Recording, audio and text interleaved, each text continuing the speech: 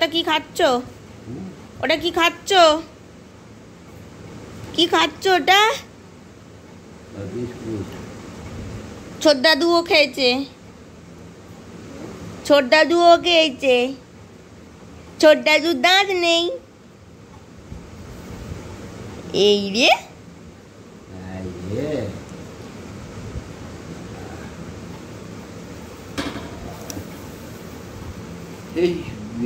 ভালো দোকানের টেস্ট ভালো, দোকানের ভালো, এগুলো তো দোকানেরই।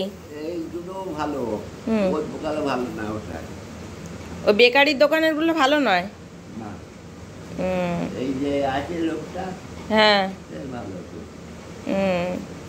গুড মর্নিং, আমি ঋতু। আমার একটা নতুন ব্লগে তোমাদের সবাইকে স্বাগত জানাই। তাহলে চলো দিনটা এখান থেকে আজকে শুরু করি। আর দেখতেই পাচ্ছ বেসন নিয়ে বসে পড়েছি। বেসনটাকে একটু ফেটিয়ে নেবো। আজকে একটু বেগুনি করবো, জানো তো অনেক দিন ধরে বেগুনি খেতে ইচ্ছা করছে। মাঝে মধ্যে না সিম্পল খেতেও খুব ভালো লাগে, জানো তো, মাছ মাংস এসব না খেয়ে এরকম খাবার খেতেও খুব ভালো লাগে। সৌরভকেও বেগুনি একটু করে দেবো, ও বললো আমাকেও করে দাও, আমি নিয়ে যাই আজকে। কিন্তু ঠান্ডা হয়ে গেলে কতটা ওর ভালো লাগবে সেটা জানি না। তেলে ভাজা যে কোনো জিনিস দেখবে গরম গরম খেতে বেশি ভালো লাগে, ঠান্ডা হয়ে গেলে অতটাও ভালো লাগে না। তো যাই হোক, বলেছে যেকালে করে তো দিতেই হবে। এবারে দেখো একটা একটা করে বেগুনি ভেজে নেবো। তেল গরম হয়ে গেছে আর ওদিকে ডালটা আমার ফুটছে। সকালবেলাটা এত তাড়াহুড়ো করে রান্না করতে হয় যে কি বলবো। মাঝে মাঝে না বুকানের আওয়াজও আজকে পাবে, কারণ আমি যে ভয়েসটা দিচ্ছি, বুকান আজকে ঘুমায়নি, বুকান ঘুম থেকে উঠে পড়েছে আর ওকে নিয়েই ভয়েসটা দিতে হচ্ছে। আর কদিন ধরেই বুকানের খুব শরীর খারাপ, আমারও শরীর খারাপ, গলাটা শুনে বুঝতেই পারছো নিশ্চয়ই। আমাদের দুজনেরই সর্দি করেছে আর জ্বর জ্বর মতনও ভাব, জানো তো। আমার অতটাও বাড়াবাড়ি হয়নি, বুকানের কিন্তু খুব বাড়াবাড়ি হয়ে গেছে। তার মানে এতটাই সর্দি হয়েছে, বুকের ভিতরটা না পুরো আওয়াজ হচ্ছে একটা। বুকানকে যে ডক্টর দেখেন সেই ডক্টর কিন্তু ওষুধ দিয়ে রেখে দেন, যে এই ওষুধগুলো বাড়াবাড়ি হওয়ার আগে খাইয়ে দেবেন, তাহলে খুব একটা বাড়াবাড়ি হবে না। কিন্তু ওষুধ খাওয়ানো সত্ত্বেও মাঝে মধ্যে এতটাই বাড়াবাড়ি হয়ে যায়, তখন না ভয় লেগে যায়। তো যাই হোক, কালকে ডক্টরের কাছে নিয়ে যাব বুকানকে, সরব ছুটি করবে বলেছে। বাচ্চা শরীর খারাপ করলেই না দেখবে কোনো কাজ ঠিকঠাক মতো হয় না, তার মানে ওকে নিয়েই সারাক্ষণ তো থাকতে হয়, সেই জন্য না কাজও ঠিক মতো হয় না, আর ভিডিও সেই জন্য করতে পারছি না। ভিডিও তো পরের কথা, আগে আমার বুকান ঠিক হোক তারপরে এসব কাজ। আমি ঝুল ঝাড়বো বলে ঠিক করেছি, যন্ত্রপাতি সব নিয়ে চলে এসেছি। আর এখানে দেখো বিছনার চাদর পাল্টানো হয়ে গেল। তুমি চিন্তা করো, তুমি যেদিনকে নোংরা করে রাখবে, নোংরা একদম, তুমি কি বলবো, আমার ঘর তুমি কবে দেখবে নোংরা থাকে? চারিদিকে বই ছড়াছড়ি যাবে, হ্যাঁ, আর তুমি তার উপরেই বসে পড়বে, বসে পড়ে পড়তে বসে যাবে। আর আজকে দেখো, আমি ওকে বলে পাঠালাম যে বাবান আমি যন্ত্রপাতি নিয়ে যাচ্ছি, দেখো যন্ত্র এসে গেছে আমার ঝুল ঝাড়ার, অথচ ভাটবো কিন্তু দাঁড়াও, সব ব্যবস্থা করে দিচ্ছি আমি। এটাকে আমার এমনি কাজটা, এটা পেয়ে হবে কেন বলে, ঝুল ঝাড়াটা এমনি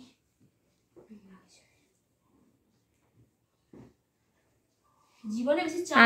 আমি বলে দিলাম বাবান গিয়ে অওয়া বইটা বার করে পড়, এখনো পর্যন্ত অওয়া শিখতে পারলো না। প্রথমেই বলছে আ, তার মানে ওকে যখনই চিমটি কাটা হোক বা একটা চাঁটি মারা হোক বা গালে একটা থাপ্পড় মারা হোক, প্রথমেই বলবে আ। আ কেউ বলে? আমার মা এখানে খুব সুন্দরভাবে হাত পা, মা না তো এটা ঝাড়ো তো হাত পা। তুই কি বলতে চাইছিস? মাকে অপমান করতে বারণ করেছি বাবা। না, পা উঁচু আমি করিনি, আমি অপমান করতে বারণ করেছি, মা বাবাকে অপমান করতে নেই। ওই দেখো বসে আছে, দাও দেখি দেখি, দাঁড়া, তুই পড়তে বস। আমার বাবা ওসব করতে যাসনি বাবা, যা বাবা যা, শোনা আমার, আমাকে উদ্ধার কর বাবা। ওমা মা কোর্সা আছে গো, ই বাবা। মাকড়সাগুলোকে যত গায়ে ফেলবি তত নতুন নতুন জামা হবে, জানিস কি? আবার যদি বড় মাকড়সা পড়ে তাহলে দামি জামা হবে, আমি তো বিশ্বাস করি। আর ছোট মাকড়সা ভাগ্যে জামা থাকলে জামা হবে। তুই গিয়ে পড়তে বসে যা। বেশ কিছুদিন হয়ে গেল ঘরের ঝুলগুলো ঝাড়া হয়নি, আর সেই জন্য না অনেকটা ঝুল হয়ে গেছে। বেশ কিছুদিন অন্তর অন্তরই এই ঝুলটা পরিষ্কার করতে হয়, নাহলে ঘর দোর একদম ভালো লাগে না, জানো তো। চারিদিকে ঝুল হয়ে থাকা এটাও কিন্তু খারাপ, বাড়িতে একটা নেগেটিভিটি কাজ করে, ঝুল একদমই রাখা উচিত নয় বাড়ির মধ্যে। সেই জন্য যখনই না চোখেতে পড়ে যে ঝুল হয়েছে, সেই জায়গাটাই আমি পরিষ্কার করে নেবার চেষ্টা করি। এটা আমি কিন্তু অনেকের মুখে শুনেছি যে ঘরে ঝুল থাকা একদমই কিন্তু ঠিক নয়। ঘর যত পরিষ্কার থাকবে তত কিন্তু শরীরও ভালো থাকবে, জানো তো। চলো ঘর পরিষ্কার করতে থাকি আর তোমাদের সাথে একটু গল্প করতে থাকি। আজকে যে বিষয়টা নিয়ে কথা বলবো সেই বিষয়টা আমার চোখে পড়েছে এই সোশ্যাল মিডিয়ার মাধ্যমে। আর তোমরা তো জানোই যে সোশ্যাল মিডিয়াতে না আমি এই ধরনের ভিডিও বেশি দেখি বলে আমার চোখে বেশি পড়ে। বিষয়টা হচ্ছে একটা বাচ্চা শিশু, সে না মিষ্টির দোকানে গেছে। মিষ্টির দোকানে গিয়ে মিষ্টির যে কাঁচ থেকে আমরা দেখতে পাই মিষ্টিগুলোকে, সেই মিষ্টিগুলোকে না হাত বুলোচ্ছে আর গালে পুড়ছে। তো এই বিষয়টা দেখে সত্যি আমার এত কষ্ট হয়েছে যে কি বলবো। ভিডিওগুলো কোথা থেকে আসে, কোথা থেকে পোস্ট হয় এগুলো তো জানা নেই।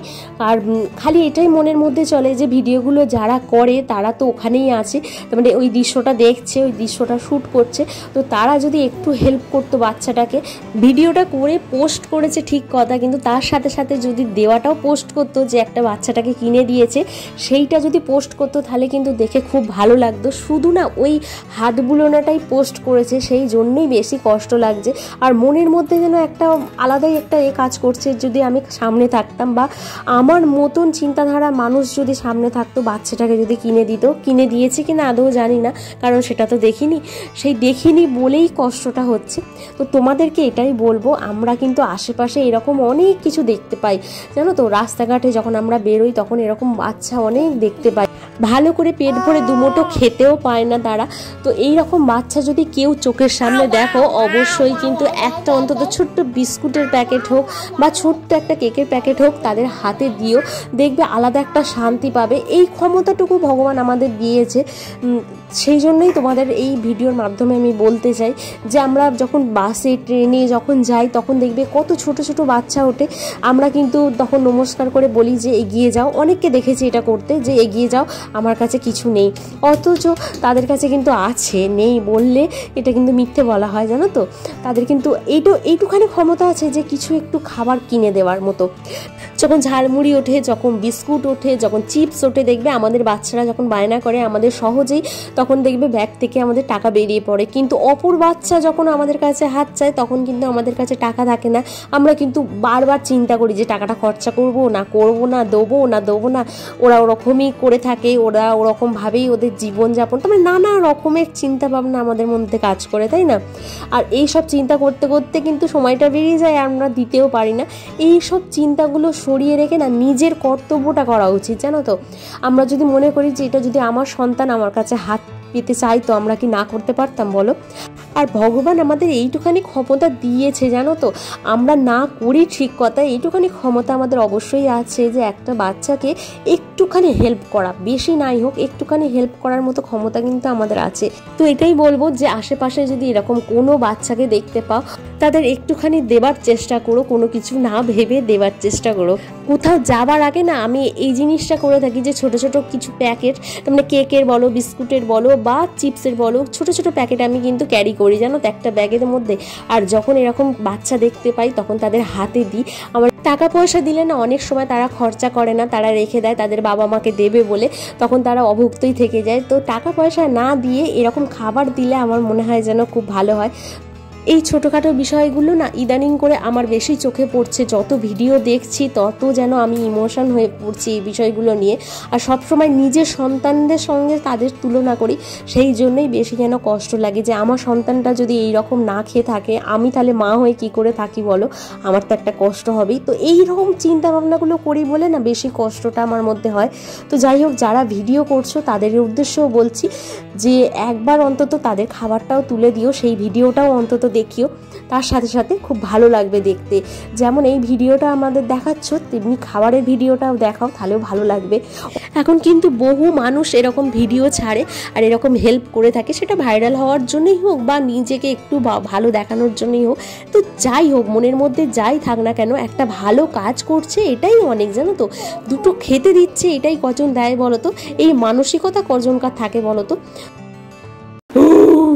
কে গেছে ভূতটা? দিভাই নিশ্চয়, এটা দিভাই আঁকা, অনেক কষ্ট করে রেখেছি ওকে।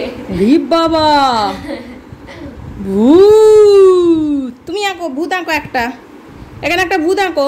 এত ভূত এঁকে রেখেছি, আবার হার্ট এঁকেছে, দেখেছো? একটা ভূত আঁকো, এখানে ভূত আঁকো। হ্যাঁ আঁকো না, হ্যাঁ না বাবা, বইয়ে নয়, খাতা। এখানে এখানে এখানে চলে আসো, এখানে চলে আসো। বইয়ের প্রতি বাবান ভয় দেখাসনি, তাহলে একদম পড়াশোনা করবে না। বইকে ভালোবাসতে শেখা। হ্যাঁ না, চলে আসো। ভূত উল্টে গেছে, ভূত নেই আর, ভূত উল্টে গেছে।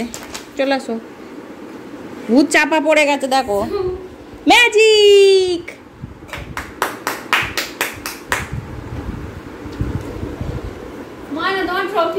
অলেখো, ওরে সবাস, কি সুন্দর অ লিখেছে বুকান।